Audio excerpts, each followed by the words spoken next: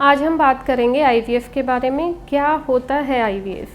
IVF means in vitro fertilization या आम भाषा में टेस्ट ट्यूब बेबी जिसको कहा जाता है। तो आईवीएफ समझने के लिए आपको कुछ बेसिक चीज़ें पता होनी चाहिए, जैसे कि ये अंडेदानी है, ये भी अंडेदानी है, 2 अंडेदानी रहती है एक फीमेल में। ये गर्भाशय है, गर्भाशय में बेबी रहता है। अंडेदानी में हर महीने अंडा बनता है, लगभग 12 से 14 दिन में बन के तैयार हो जाता है, बड़ा हो जाता है और फिर रिलीज़ होता है, मतलब कि फूटता है और ट्यूब के थ्रू होके यहाँ आता है यूट्रस के अंदर, गर्भाशय के अंदर। आईवीएफ में क्या किया जाता है कि पेशेंट को, जैसे कोई कपल है इनफर्टिलिटी का, तो जो फीमेल पेशेंट होती है उसको इंजेक्शंस दिए जाते हैं ताकि एक से ज़्यादा एग ग्रो करें।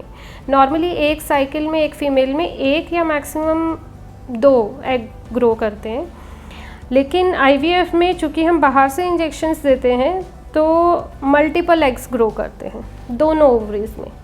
इनका काउंट 10, 15, 20, 25 भी हो सकता है, डिपेंडिंग अपॉन आपको कितने इंजेक्शन दिए गए हैं और आपका एज कितना है। लगभग 10 से 12 दिन में वो एग बन के तैयार हो जाते हैं। जब उनके रिलीज़ का टाइम आता है तो बेहोशी में अंडर एनेस्थीसिया नीडल के थ्रू एस्पिरेट करके ये एग्स बाहर निकाल लिए जाते हैं। फिर इनको फर्टिलाइज़ किया जाता है हस्बैंड के स्पर्म से।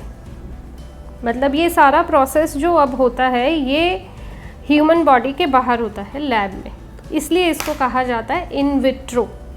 फर्टिलाइजेशन मीन्स एग और स्पर्म का मिलना, इन विट्रो मतलब बॉडी से बाहर। फर्टिलाइजेशन जो है वो हम लैब में करा रहे हैं, इसलिए इसको इन विट्रो फर्टिलाइजेशन कहा जाता है, या फिर आम भाषा में टेस्ट ट्यूब कहा जाता है।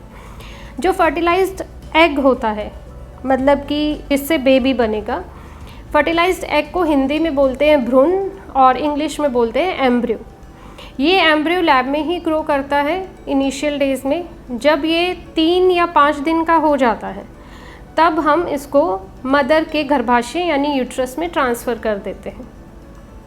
आगे जो एम्ब्रियो है वो उसी तरह से ग्रो करता है जैसे कि एक नॉर्मल एम्ब्रियो मदर के अंदर ग्रो करता है।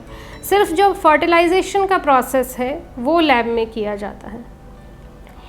तो फर्टिलाइजेशन बाहर करने की ज़रूरत पड़ती क्यों है आईवीएफ की?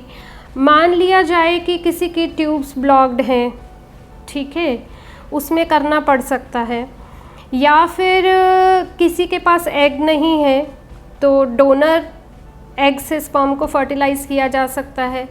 अगर किसी के मेल फैक्टर है, किसी कपल में स्पर्म नहीं है तो डोनर स्पर्म के थ्रू बाहर एग को फर्टिलाइज़ किया जा सकता है।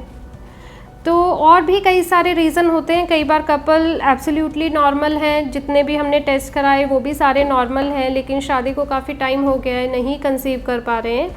ऐसे लोग अनएक्सप्लेन्ड इनफर्टिलिटी के अंडर आते हैं, तो उन केसेस में भी आईवीएफ किया जाता है।